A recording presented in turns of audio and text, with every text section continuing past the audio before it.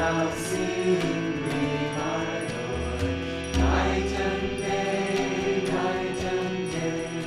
I look for thee.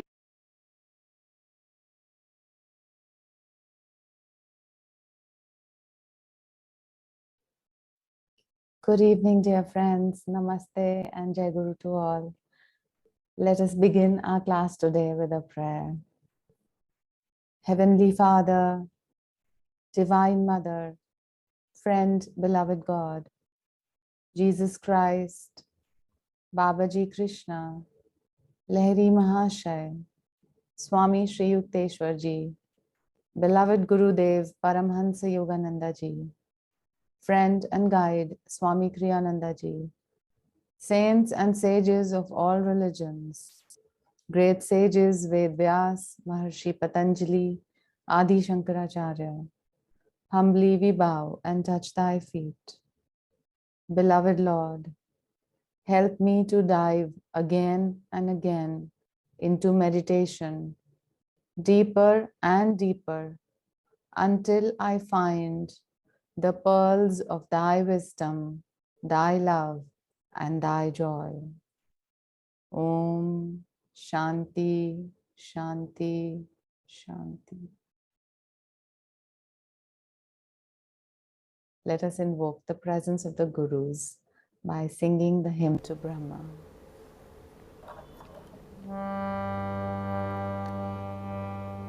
Gurur Brahma, Gurur Vishnu, Guru Devo Maheshwara, Guru Sakshat Parabrahma, Tasmai Shri Gurave Namah. Brahmanandam Paramasukadam Kevalam Jnanamurtam Dvandvatitam Gagana Sadrisham Tattvamasyadilakshayam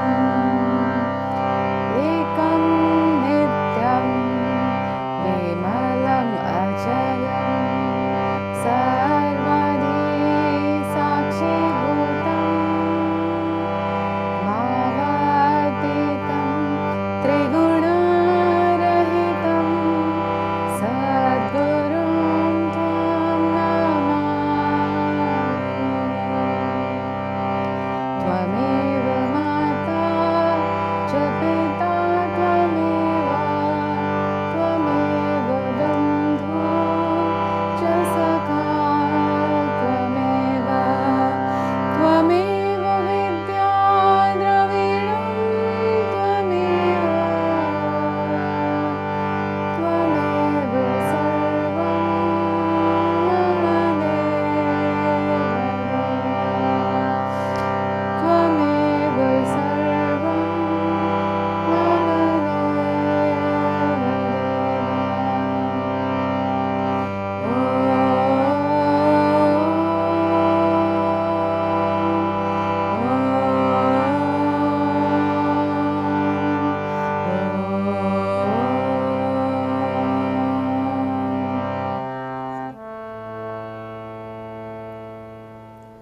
Just close your eyes, gaze up at the spiritual eye, and feel the spaciousness inside yourself. Feel that your mind is like a sky.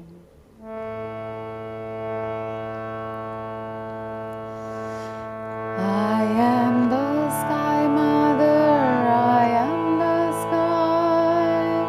I am the sky, mother, I am the sky. I am the vast blue ocean of sky. I am a little drop of the sky. From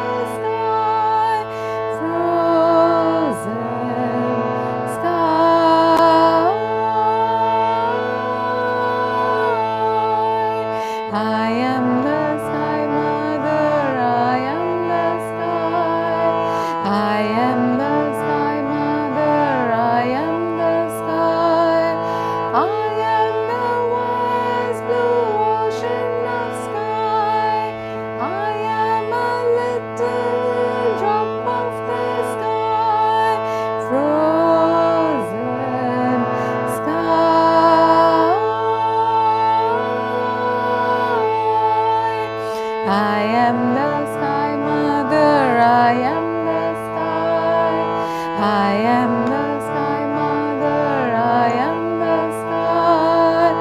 I am the vast blue ocean of sky.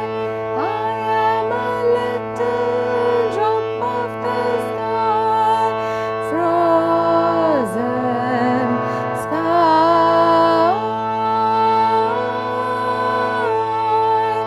I am the sky mother, I am the sky.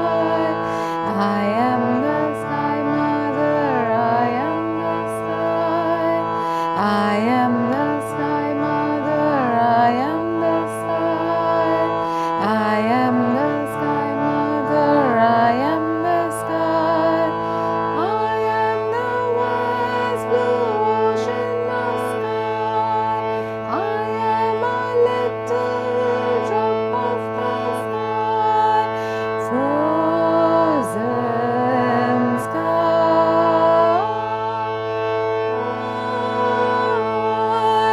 frozen sky.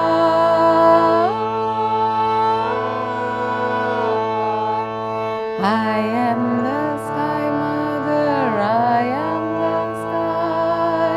I am the sky mother, I am the sky. I am the sky mother, I am the sky. I am the sky mother, I am the sky.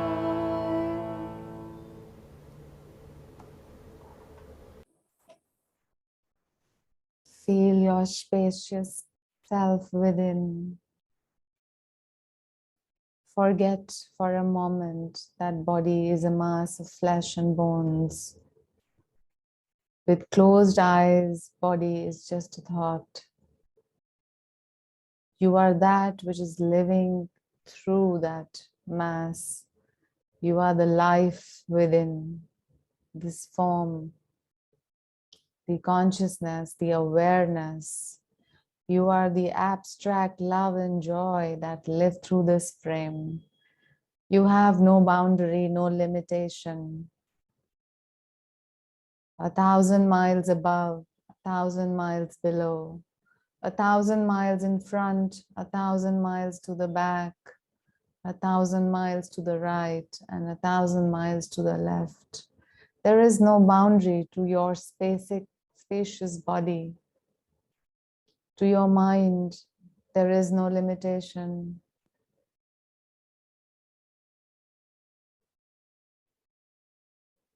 Settle in with calmness in that space within. That space is impregnated with joy and love. It is you yourself.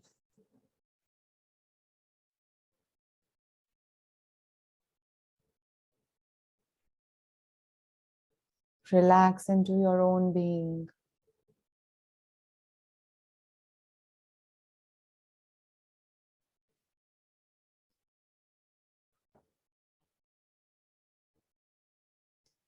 Few thoughts on happiness by Swami Kriyananda. Happiness is an attitude of mind, born of the simple determination to be happy under all outward circumstances. Happiness lies not in things, nor in outward attainments. It is the gold of our inner nature, buried beneath the mud of outward sense cravings. When you know that nothing outside you can affect you, no disappointment, no failure, no misunderstanding from others, then you will know that you have found true happiness. Resolve strongly to keep this flame burning ever in your heart. Let us do the following affirmation. I vow from today onwards to be happy under every circumstance. I came from God's joy. I am joy. I vow from today onwards to be happy under every circumstance. I came from God's joy. I am joy. I vow from today onwards to be happy under every circumstance.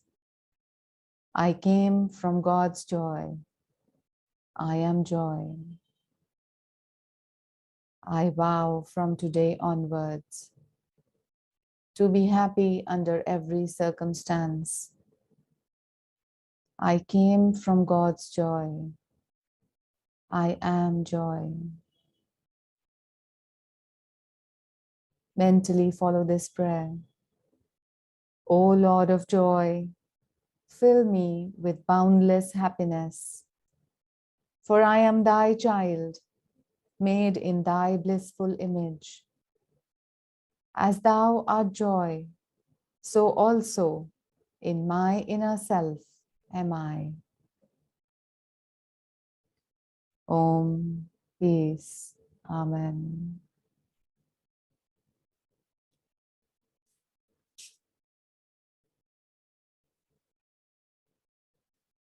Namaste and welcome again, dear friends, to today's class on Patanjali's Yoga Sutras.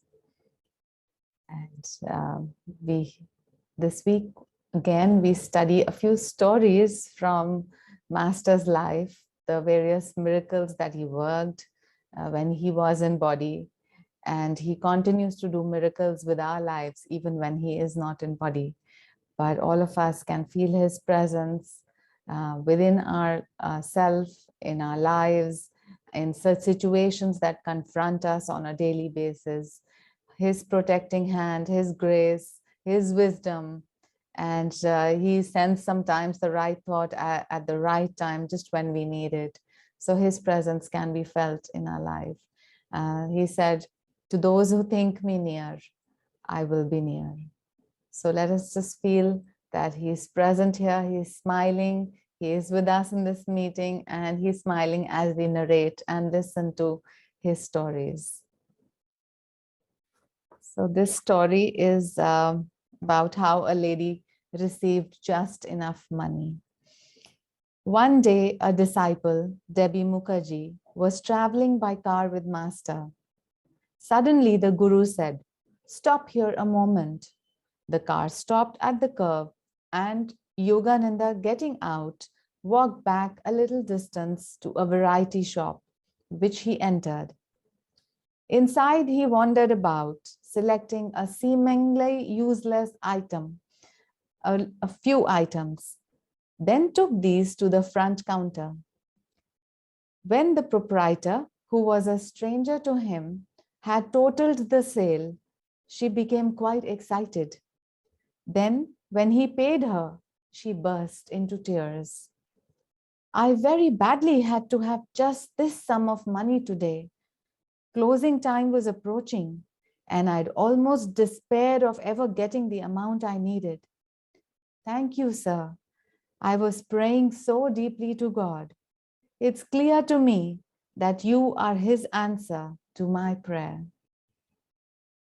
And it is said that whatever things he had picked up from that shop, when he went to the ashram, he had, of course, no use of them. So all of that was done at God's command to help that lady who was in need and who was praying to the Lord at that time. This is a story about an incident in Ganga Sagar, and when a group of us from West Delhi, we went to the Ananda Kolkata Center. There, the daughter-in-law of Ananta's great-grandson, Mrs. Sarita Ghosh, she related this story to us as we were roaming around in the house, and she was guiding us, and we were it was just so amazing to be in Master's house, in the attic, in all the other rooms, in the room which Babaji appeared. And she was telling us this story when we were in that room where Babaji appeared to Master. So, and it is said that Master never said, or he never assumed, and he never showed that the miracles were being done through him. He always said God is the Guru, and he always said it is Divine Mother's power, and it is her love through which these things happen. And he never used to do them openly. Only when really needed, he would just do these things. Okay, so the story goes this way. During his visit to India in 1935-36, he went on a steamship with a few friends to Ganga Sagar, where the river Ganges enters the sea. There, to everyone's horror, the ship began to sink. The passengers were panic-stricken. Suddenly, the ship began to rise again in the water, and everyone was saved. The passengers, seeing this Swami on board the vessel, they expressed their heartfelt gratitude. So it is, see, this is automatically understood. And in ancient India, it was automatically understood that a Swami, and of course his vibrations were so strong, felt by the people, they just knew that it was his doing.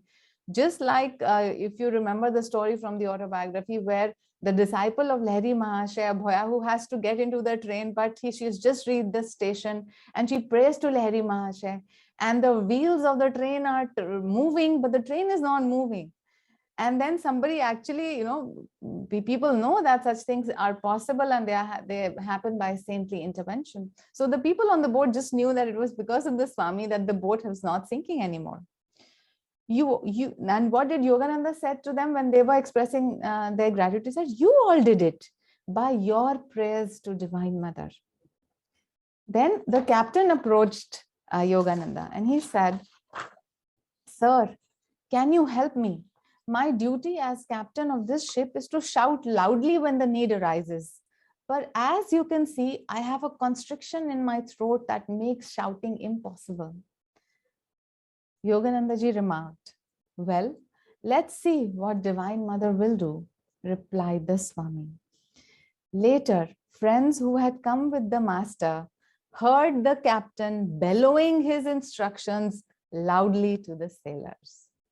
So when we read about these stories, there are 2-3 important things happening. Of course, it is the intercession of the great saint, of the avatar, of the master.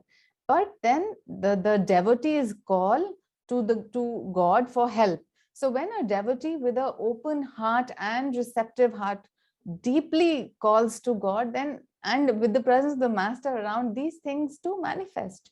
It is a possibility, and therefore we should always be open to this possibility. So whenever there's a difficult situation or a challenge in your life, instead of panicking, it would be good to take a moment to pause in that moment, to call on the Guru, to call upon God, to send help in some way, and then be open to whatever help is being sent. Sometimes a message will come, a call will come, a person will come in your life, something will happen that will direct you as to how to get out of that difficult situation. But all of this will happen only if you have that stillness and calmness within you, from where you can, with your heart and the yearning in your heart, you can call upon God and the Guru, and then the situation can change. Okay, another very interesting story. One evening, the master and Durga Mata was one of master's disciples who would take care of him, just like we used to have Narayani taking care of Swamiji. Durga Mata used to take care of master's things a lot. She used to organize meetings for him and make sure that when the guests arrives, that things were very placed well, and things were in order with him. So one evening, Master and Durga Mata had just returned to Mount Washington when an unbelievably fierce wind arose. He later said, Master said about this storm later, it was a karmic build-up from World War II. He told Durga to take off one shoe, strike it on the porch, and recite a mantra which he taught to her. In a few seconds, the storm ceased altogether. So unusual was this freak wind that it was reported the next day in the Los Angeles Times. The headline said, for some reason, the paper said, the storm ceased unaccountably as suddenly as it had begun. So yet again, the masters, the saints, they have control over the elements. And why they have control over the elements? Because they recognize their oneness with the omnipresent consciousness of God. They realize that they are one with the dreamer. and that this world dream can be changed by their command. And similar is the story of Mr. Black, when something like this happened, and I'll narrate that as well. The master told me that really great miracles are reserved for highly advanced disciples. So this is Swami saying that master used to say that, some miracles are only for advanced disciples, and this is one such miracle. He told us once that Oliver Black in Detroit, who was his second most advanced disciple after Saint Lin. So, and Mr. Black had related this story to Swamiji. I was visiting Master in Encinitas, he said. It was raining heavily, and I was in my bedroom, glad to be out of the weather. Just then, a young monk knocked on my door and told me that Master wanted me to go with him for a drive.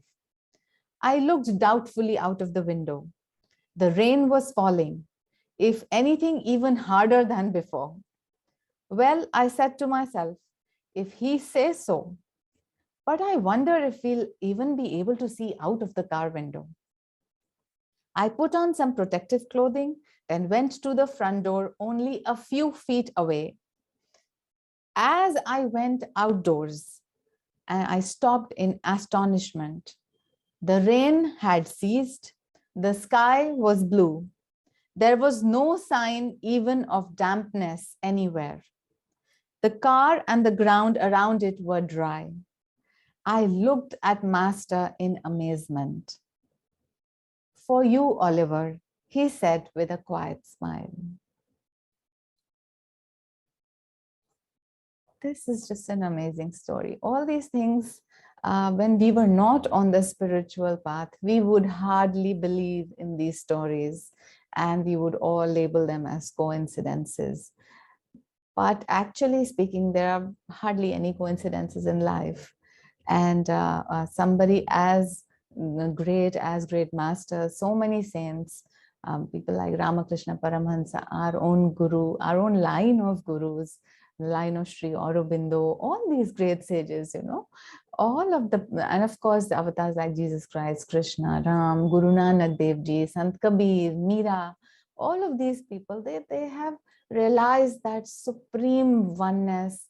And in that oneness, just a mere thought can actually bring about a change in the dream world. So also here, important for us to understand is that don't think that our thoughts and all our speech and our actions have no meaning or have no power. They have. And the more you practice the teachings of yoga, the more you practice this oneness in meditation, the more you meditate and you feel that you are more than the body, you're more than the mind, that you extend beyond the boundaries of the body. The more of that happens, the more you'll be able to understand that your speech is very, very powerful. Your thought is very powerful. Sometimes you think and things start to change. And sometimes we are very casual about our speech. But if we say something angrily and then it may happen, then you will regret it later. So know that all of that is possible unto each human being. Every human being has the possibility. Why it doesn't come true immediately for other people other than masters? Because the consciousness is kind of covered with veils of desires, of attachments. We are not having single pointed focus. All the molecules of our energy are not aligned in one direction. And therefore, our magnetic fields are not so strong that we can affect the elements. But if we keep practicing these yoga techniques that we have been taught over a period of time, gradually, and you would have experienced some of it already by now, but know and be conscious about anything and everything that goes out of you. Because it has power, it will have energy, and it will come back to you. So might as well be very, very, very conscious. And I always say it is the duty of a yogi to be alert and aware of what is being said, what is being done, and of what thoughts you are thinking, because all of that has a lot of power. Okay, So we come to back to Patanjali readings, and in the last three sutras, in Sutra 28, Patanjali said that the impurities can be removed and completely removed from little illumination to full illumination by practicing the limbs of yoga. And in Sutra 29, he explained the entire, they'll give the list of the Ashtanga yoga. He said, Yam, Niyam, Asana, Pranayam, Pratyahara, Dharana, Dhyan, Samadhi, Ashtau, Angani, means these are the 8 limbs of yoga. In Sutra 30, he talked about the yamas. He said, Ahimsa, Satya, Asteya, Brahmacharya, Aparigraha, Yamaha, means these are the yamas, and we discussed them to some detail in our last class. So we come to the next sutra, which is Sutra number 31. And in this, Patanjali says, Jati, Desh, Kal, Samay, Anna, Vachinnaha, Sarva, Bhauma, Mahavratam, meaning the yamas are universal great observances to be practiced by all, irrespective of caste, place, nation, country, or position. Swami Kriyananda ji says, these accomplishments, being not limited to any time, place, or circumstance, are the great vows, Mahavratam, great vows. They may be called vows or resolutions. They are great because they presuppose actual fulfillment. They are true for everybody. Anybody who wants even peace of mind, let alone those who want to find God, would do well to follow them. However, to become perfect in any of them is only possible when we have attained personal perfection in the state of samadhi. Okay, this brings us to Sutra 32. So Sutra 31 is self-explanatory, and everybody must follow this. If you want God, of course, if you want samadhi, of course, but even if you want a little peace of mind, then following the yamas, and of course the other limbs as well, it will give you peace of mind and all that your heart desires. Okay. Sutra 32. Shauch, Santosh, Tapaha, Swadhyay, Ishvara, Pranidhan, Niyamaha. So in this sutra, Patanjali is now giving us the 5 niyamas, which we have all studied in level 2 Raja Yoga course, but we are going to revise today because they are all very important. So when by practicing the yamas, we have sealed the energy leakages. So why we are practicing the yamas? So that we don't waste any energy in lying, in stealing, in greed, in sense indulgence. So when we stop doing all of that, we conserve and preserve a lot of energy. Then once we have a lot of energy, then the niyamas tell us what to do with that energy. And then these are the niyamas which we will discuss one by one. So Swami Kriyananda ji says, the niyamas or observances consist of purity, contentment, austerity, self-study or introspection, and openness to the higher truths. So we come to the first niyama, which is cleanliness or shaucha. So I would request any of you to contribute your thoughts about this niyama of shaucha. At what levels does cleanliness work, or it should work, and what does it really mean to be pure? Because we should remember what Jesus said. Jesus said, blessed are the pure in heart, for they shall see God. So this is the promise of purity, of cleanliness. So what does cleanliness mean to you? What you have understood of cleanliness at various levels, and how are you applying in your life?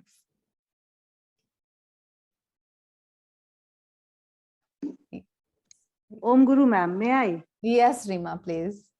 Yes, ma'am. Cleanliness, first of the body, then of actions. Whatever we do, if we are housewife, if we are a labor, if we are a cook, in whatever level, if we are executives or a politician, we should be clean in our activity, in our conscience. And third, but of course, in thought. Cleanliness of thought is also very important, and this is the toughest part because the boundary is very thin. We justify our weaknesses So this is the hardest part, but attainable. Thank you, ma'am. Thank you, Rima. That's wonderful. Uh, Attainable, yes, I love that part, attainable. Okay, Joy, please give us your Yeah, thoughts. the environment where we live, that should be very clean. And let's take example as your own bedroom, you know, where the vibrations, because they're directly the environment where you are, it is directly related to the vibrations which you're going to carry, because that's the beginning. So we need to work more on that.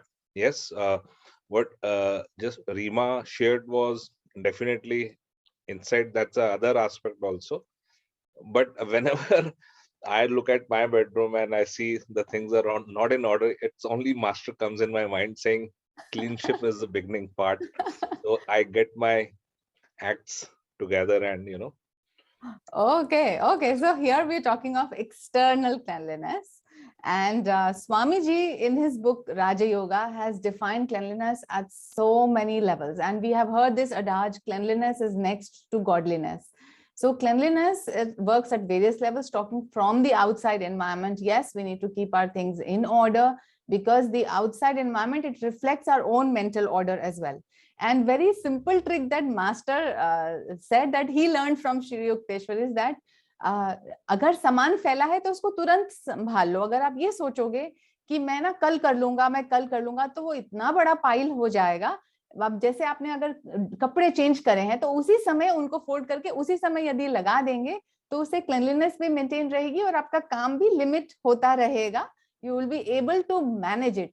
और suppose आप अगर इकट्ठा करते जाएंगे तो आपका room जो है वो स्टोर रूम बन जाएगा. तो उसको करने के लिए आपको बहुत और एक्स्ट्रा एफर्ट लगाना पड़ेगा.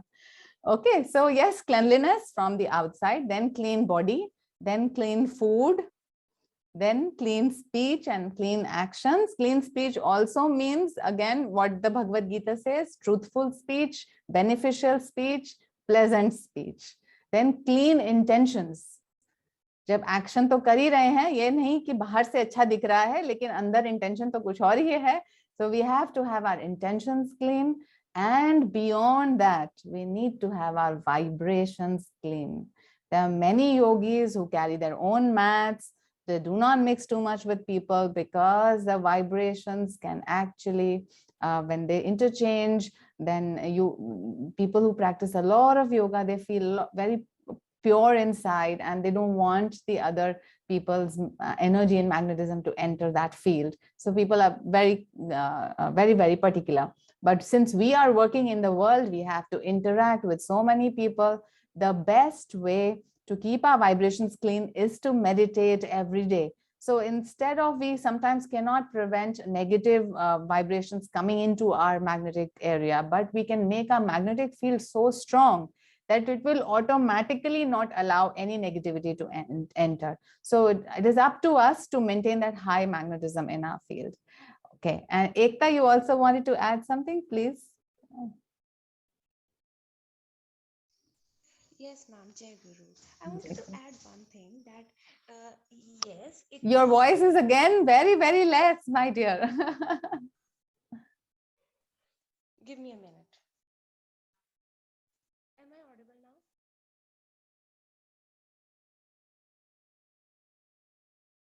Am I audible now? Not audible. Come close to the mic. Now? Now? No, dear, it's very poorly audible. So maybe you just change your settings. Maybe you can just tap, chat in the chat box where we can just type a message. Okay, so more or less we get the hang of cleanliness. We must understand that it works at various levels, and we will have to apply it. We will want to apply it at various levels. सिर्फ बाहर environment clean है लेकिन बैठे हैं और गंदे विचार आते ही जा रहे हैं, उसका भी कोई फायदा नहीं है.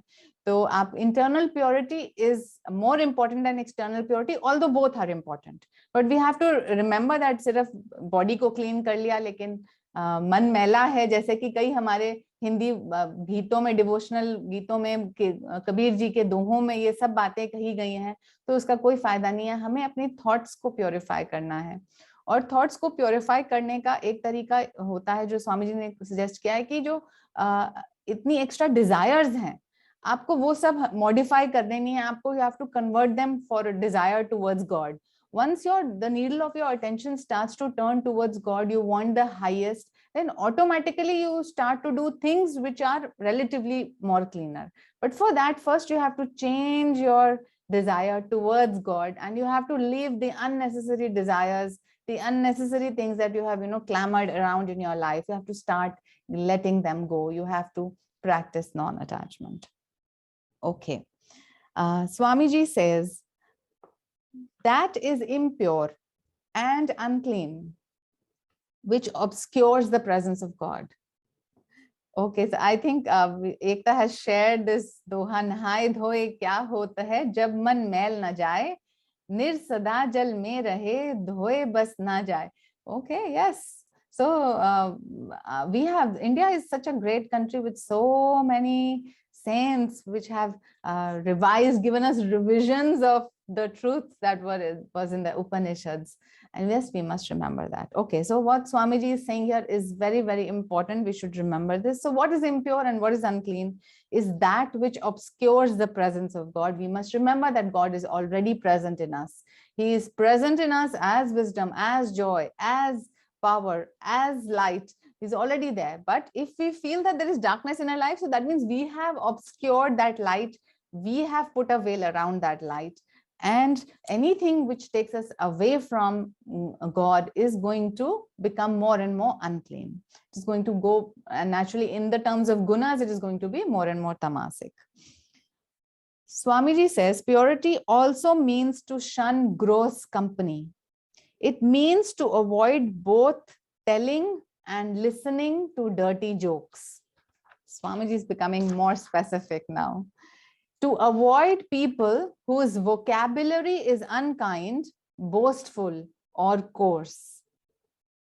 Avoiding those whose subject of conversation is heavily laced with ego and with contempt for others. So have you observed that if by chance I'm surrounded by people who are gossiping about each other, or who are really bickering about something, in your heart starts to shrink, it starts to become narrow, and that is an indicator that God is telling you you don't need to be here. So feel your own energy when you are in the company of others. Be centered.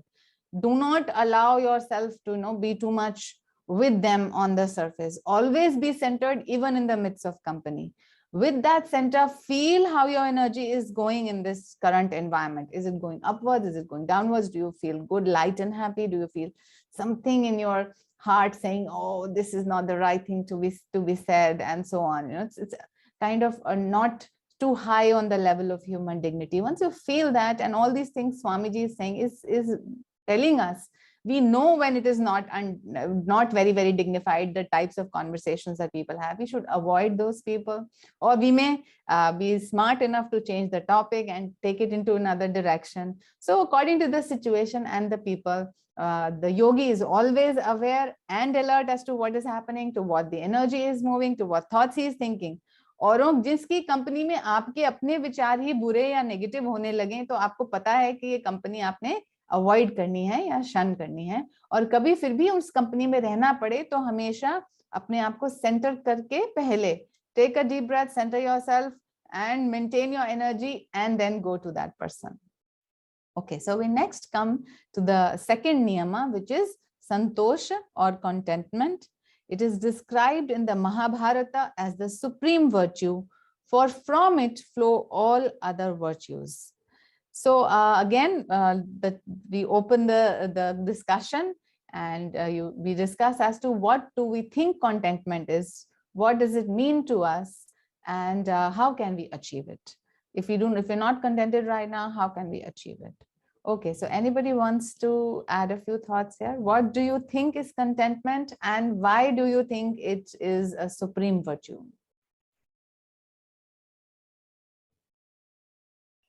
वो 99 का फेरा वाला जो आपने एक story सुनाई थी, he was so concerned about that one coin which was missing, and he was worried rather than relishing the 99 he had.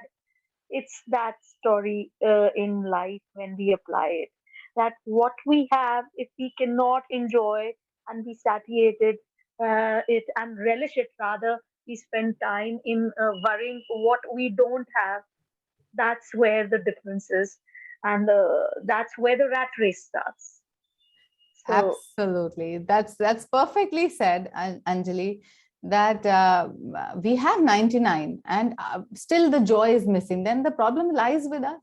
The problem does not lie with God or the universe or with anything else. If we are not able to find joy with what we have already, then it is how can we be contented?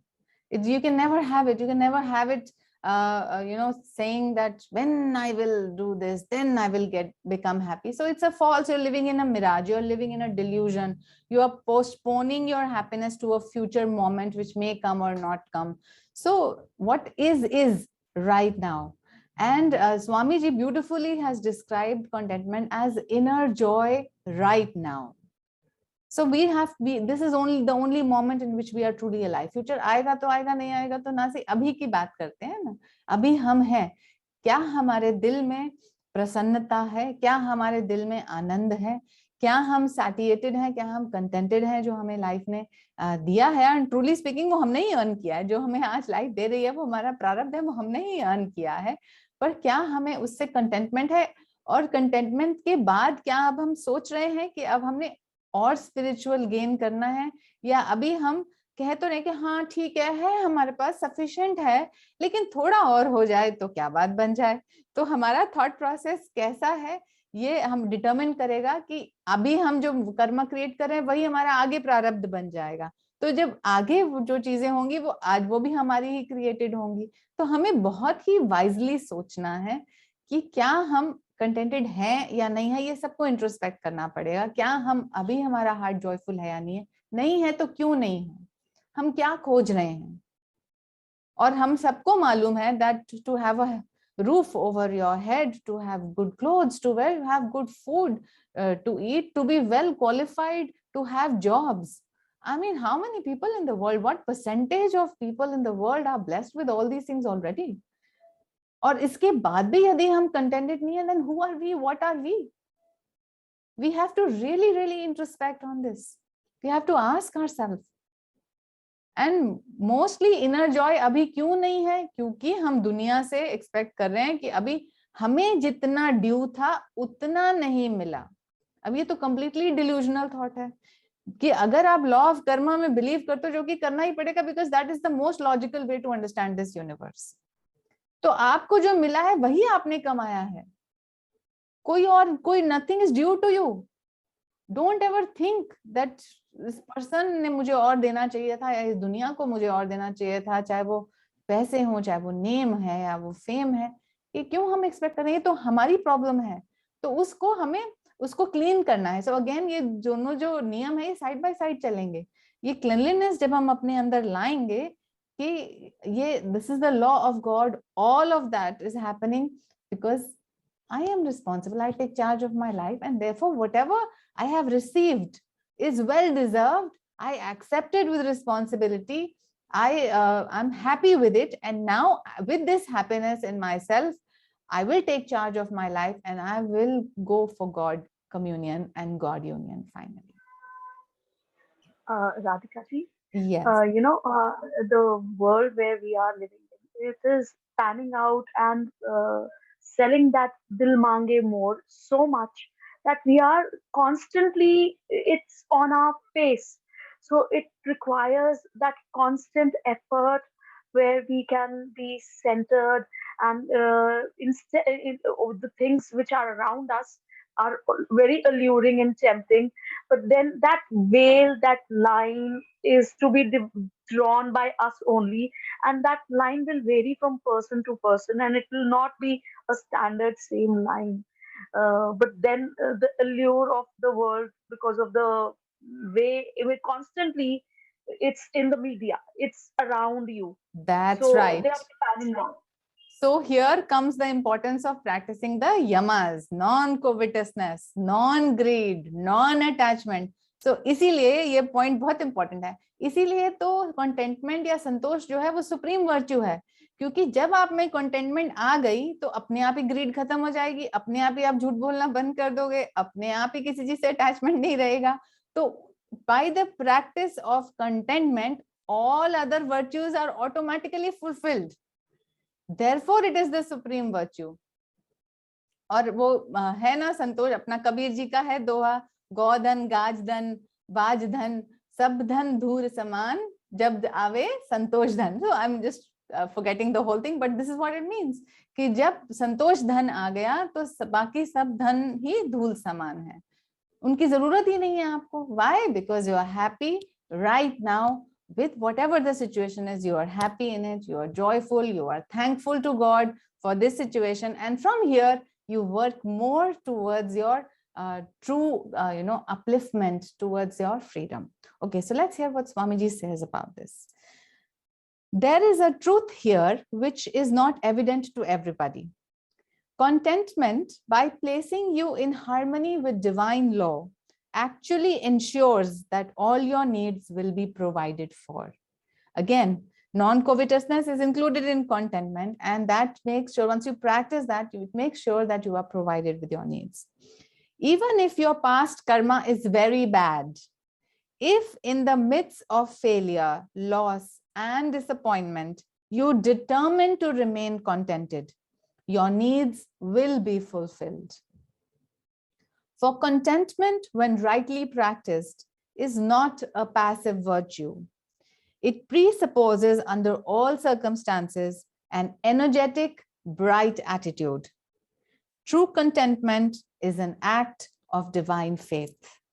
It is not an emotional state, for it thrives only in inner calmness. To say, I have a nice home, a good wife or husband, good children, a good income, I am contented, this is to miss the point entirely. Mere outward fulfillment is only a condition, and true contentment depends on no outer condition. It depends upon the serenity of heart. So now let's remember the fire incident that happened in Ananda village in 1971, when everything that all the people had was just burnt down. And what is it that sustained them? It was, of course, the togetherness, Swami's guidance, Master's presence, their togetherness and their bhav of sharing and just being in joy no matter what. And then, of course, Ananda got rebuilt again, many more, much larger than it was originally. So we have to check it in ourselves. अगर हमारे सामने ऐसी situation आ जाए, ऐसी स्थिति आ जाए, तो क्या हम अपना स्टेडीनेस और कामनेस मेंटेन कर पाएंगे कि नहीं? और अगर हम चाहते हैं कि ऐसा सिचुएशन हो, तो स्वामी जी ने हमें बताया है कि रोज रात को आप बैठिए, ध्यान लगाइए और create a mental fire and throw in it consciously whatever you think is yours, whether it's your material possessions or relationships, your qualifications, whatever you think defines that little I-ness of you. You put it in that fire and know that you will still live, you will still exist, and you can still be happy. In any situation, Swamiji said so many times that imagine the worst and think that it has happened, and then see, you can still be happy in that. Make sure you create that mental picture in you that you are still happy. Even if the worst happens, you will continue to be happy. You have to go into that visualization, imagination, and then nothing can hurt you. Why is that important? Because it creates a readiness for any situation in life. Okay, so I saw a hand raised. Joy, you want to share something? Quickly, what I'm saying is more the contentment, more the soul freedom. If you don't have the contentment, your soul is not going to feel the freedom. Absolutely, that's correctly stated. Okay, so we move on to the next niyama, which is tapasya or austerity. This means withholding energy from going in any direction that you'd like to take. It means accepting pain but not causing pain. Self-deprivation builds up energy to be dispensed in a more important direction. God communion. So frankly speaking, all of us who have achieved some qualifications and some material success have practiced tapasya to some extent, because when we would have our exams, we would kind of leave away little pleasures of going out with friends or going to the movie or going to the market, and we would just seclude ourselves with our books, and we knew that this would give fruit, and it did. When we practice that austerity, it was a self-created discipline. When we practice that, then the goal at that time that we have kept for us, a particular degree or a particular project attainment, a success, a particular promotion, whatever it was for which we worked, it worked out, and then that tapasya bears fruit. So similarly, in fact, to a much higher extent, when our goal is God communion, then we create this self-discipline for ourselves. Nobody is telling us to do this, but it's a self-created discipline. And what discipline we should follow, Patanjali has already told us. These guidelines of yamas and niyamas is telling us this is what you can do. Once you say, oh, I'm had enough of this world, now I want to go towards God, then Patanjali tells you what to do and what not to do, but you have to be willing. So tapasya ke liye आपको कोई बाहर से कहे कि ऐसे करो, अब parents children को कितना कहते हैं, ये करो, ये मत करो, ये करो, वो मत करो, पर वो सुनते हैं नहीं सुनते. जब उनके अपने अंदर से आवाज आती है तब वो चीज वो करते हैं. And of course it helps for the parents to say these things to them again and again, because when the children grow up, they do remember what their parents had told them. So a point does come, the key does turn sometimes. So it's good to keep telling children the truth, to keep reminding them, even if it appears that they are not listening. But anyway, so the fact of tapasya is that unless it is, I voluntarily accept the discipline because I know it is for my highest good, it doesn't appear to work. So this has to be voluntarily accepted and then followed. And when such a thing is done, then the results happen. This we've already experienced in our life. Okay, so Swamiji warns us here. He says, but this quality can develop pride. क्योंकि आपने तपस्या करी, कुछ आपने एक संकल्प किया कि मुझे ये पाना है, आपने तपस्या की, किसी भी रूप में करी, बहुत मेहनत करी और चीजें छोड़ी और आपने वो पा लिया, फिर आपने एक और संकल्प किया, उसके लिए तपस्या की, फिर वो भी प्राप्त कर लिया. तो ऐसे करने से प्राइड आ सकती है. आपको लग सकता है कि आप बहुत पावरफुल होते जा रहे हो और ये आपको ईगो में और डाल सकता है. So Swamiji warns us of this. He says the quality can develop pride, in which case it becomes its own enemy. Therefore, it is most safely practiced in a spirit of benevolence, in giving. So whatever I'm doing is an act of giving to God, and it is not by my own power that I can do any tapasya. I should always remember that. To accept pain unflinchingly takes willpower. So some of the tapasya is accepting pain, and pain does come in our life. तो तब हमारी तपस्या क्या होगी? शारीरिक दर्द है या मानसिक दर्द है, तो हमारी तपस्या उस समय to be calm and centered, to be even minded and cheerful, उस समय वही तपस्या है.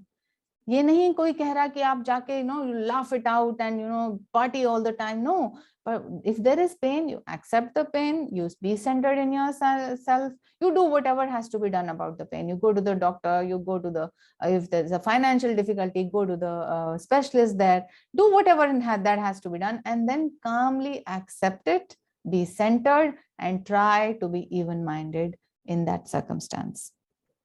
You have to develop mental detachment from the body, because all the gains and losses of this world are predominantly related with the body. So again, practice of non-greed and non-attachment here, that yama helps along with this niyama. To develop this ability, Swamiji says, start in little ways. Now he suggests a few things for tapasya.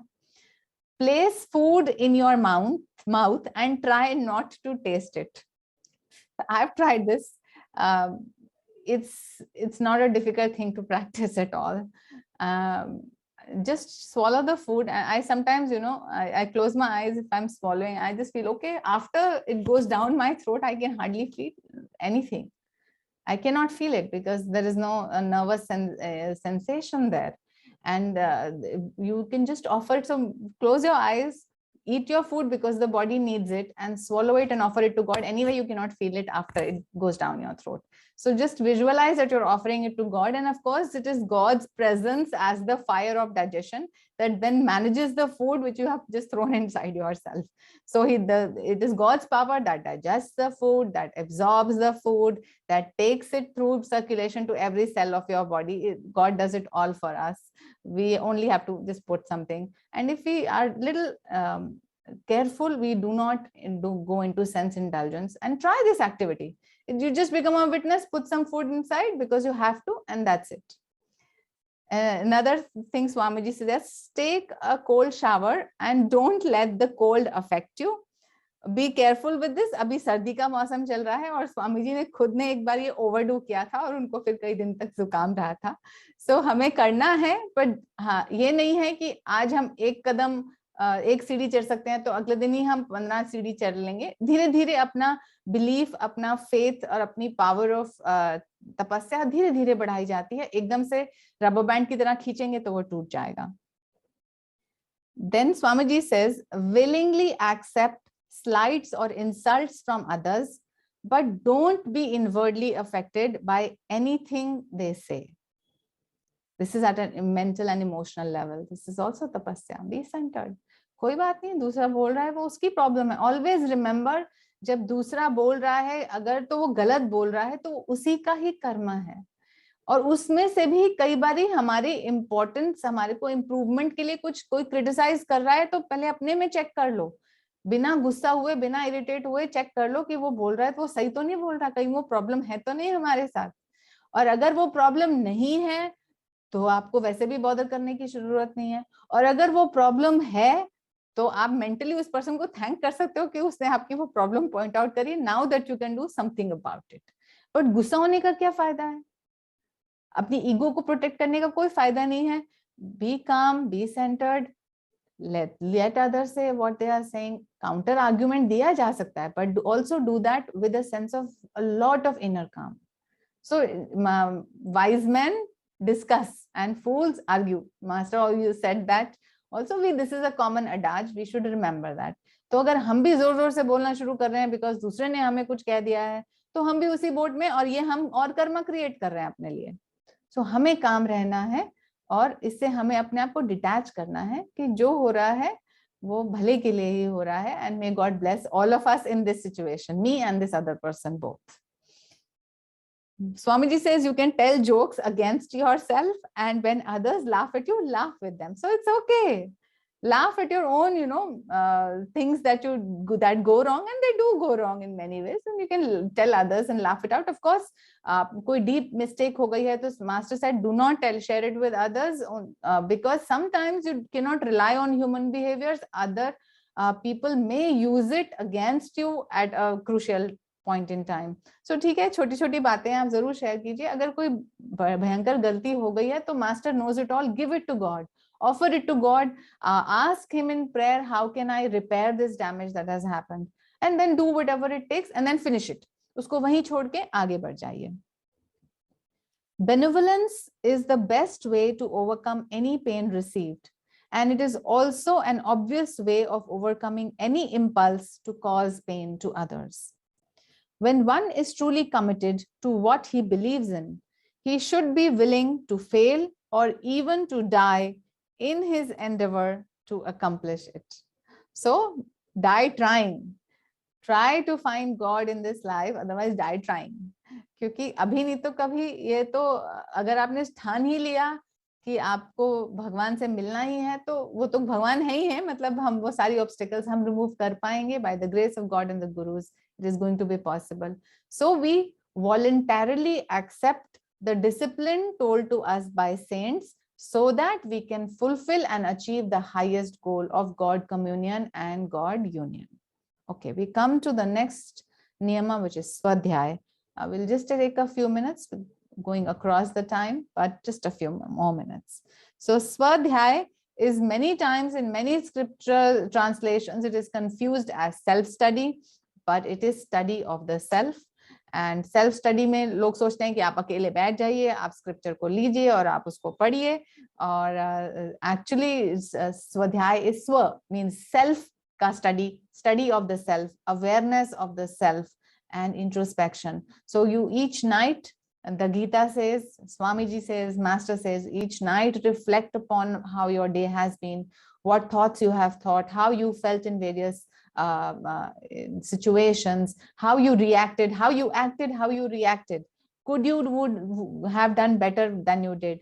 Then ask yourself which side of you was winning, the good side or the bad side. So keep watching. And Swadhyay also helps you when you study the self. You practice neti neti. So part of Jnana Yoga comes in Swadhyay when you say that I am not this body, I am more than this body, I am not this mind. So you're introspecting, you're watching your own body, and you're knowing that in your pure awareness, in your pure consciousness, in your meditative state, you are beyond the body. So that is also study of the self. Then you are also listening to scriptures and reading the scriptures is an important aspect, जिसको self study कहते हैं. वो एक हिस्सा है study of the self का या self introspection का एक हिस्सा है. क्यों हिस्सा है? Study of the scriptures helps us to give a direction. It tells us that we are going in the right direction or not. And then once we set a goal for ourselves, then we study our own thoughts and emotions. We study our own being as to who we really are.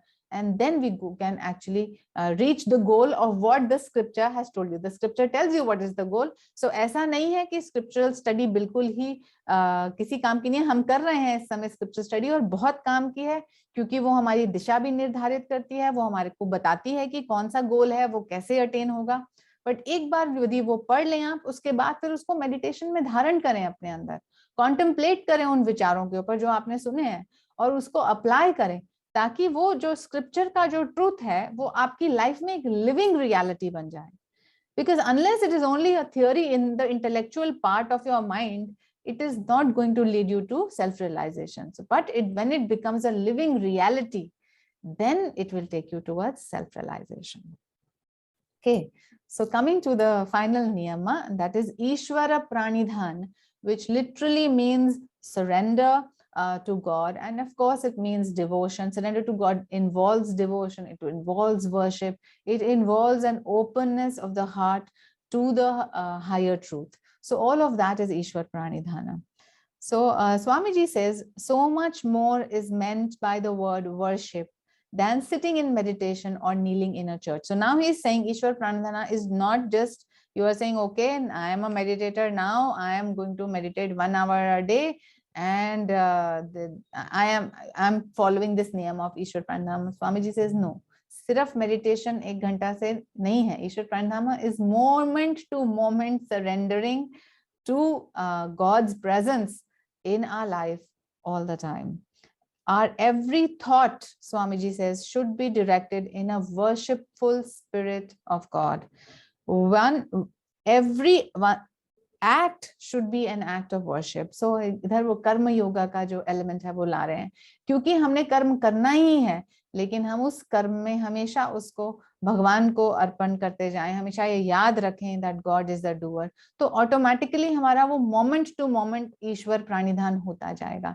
यदि हम पूजा में बैठे हैं तो उस समय हम पूरा भक्ति भाव में डूब के अपने इष्ट को याद करें, या हम मंत्र कोई जाप कर रहे हैं तो वो भी पूरा ध्यान लगा के पूरी सिंसियरिटी से और पूरे प्रेम भाव से करें, तब वो जाके ईश्वर प्राणिधान बन जाता है उस टाइम पे. और यदि ध्यान भी लगा रहे हैं, so you know, deeply pray before you sit for meditation, and know that your ability to meditate is also not your own. The God and the Guru are helping you to do that. Again, so offer all of that, offer all the fruits of whatever you do at the feet of God. So that will be moment to moment practice of Ishvara Pranidhana. We should be open always to inner guidance and open to receive God's blessings, even in the form of apparent misfortune. This is very important. जब अच्छा time आता है तो हम thank you God करते लेते हैं, लेकिन जब बुरा टाइम आता है तब हम कंप्लेन करने लग जाते हैं कि ये ऐसा क्यों, मेरे साथ ही क्यों ये ऐसे. there's a long list which we can talk about. तो हम ऐसा करते हैं, this is ये हम इसको नेचुरल बिहेवियर समझते हैं, पर ये नहीं है, हमें इसको मॉडिफाई करना है. हमें उस बैड फॉर्च्यून को भी हमने लेबल किया है बैड, हो सकता है वही बेस्ट फॉर्च्यून हो. In fact, Master says, whatever trial will bring you closer to God, that is your highest fortune. That is the best thing that has happened to you. It is a state of blessedness. So whenever a difficult challenge comes in front of you, firstly take a pause and thank God. In the next pause, offer everything to God. So this is Ishvara Pranidhana. God, it is coming from you, and I know you are taking care of me. And even if this appears difficult, I will keep holding on to you. You give me the power to move through this.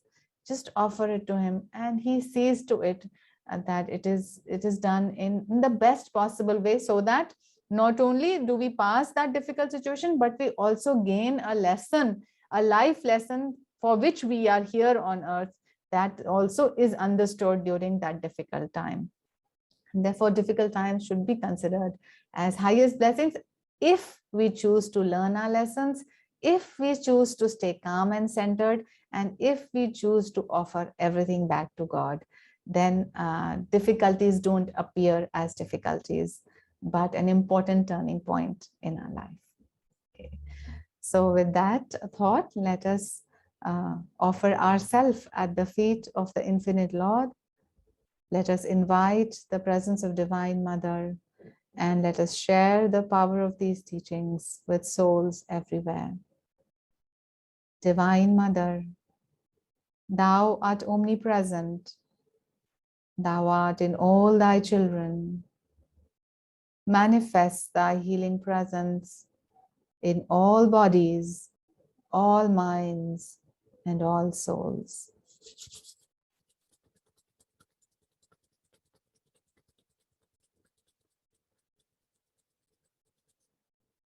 Oh.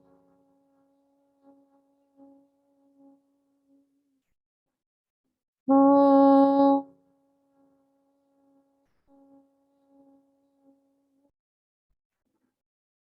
Oh.